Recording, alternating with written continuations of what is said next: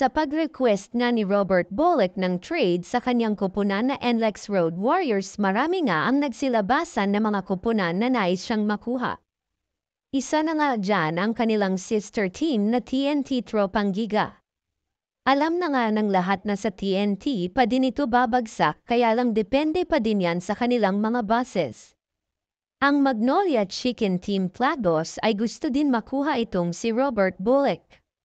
Mahihirapan nga lang sila dito dahil nasa kabilang bakuran na siya. Inaalok pa naman daw nila sila Aris Donicio at Jeric Ahanmisi para makuha si Robert Bolick, ngunit tinanggihan daw ito ng NLEX Road Warriors ang alok ng Magnolia.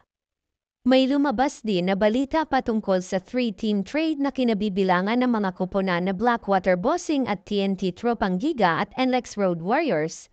Ang ganitong alok ay patunay lang na kung anong kayang gawin ng isang Robert Bolick para sa koponan kung saan man ito naglalaro.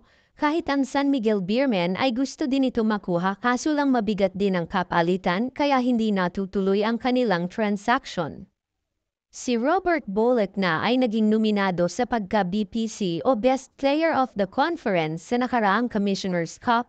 Pero kahit saan man siyang koponan mapunta ay sigurado naman na makakapag-contribute siya at malaking impact sa koponan na mapupuntahan niya at sa tulong na magagawa niya lalo na pagdating sa opensa.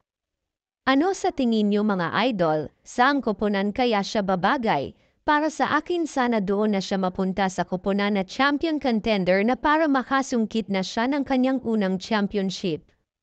Kaya komento nyo lang sa ibaba ng video ang inyong mga opinion mga idol para mapag-usapan natin yan sa susunod na video. Yun lang at maraming salamat po.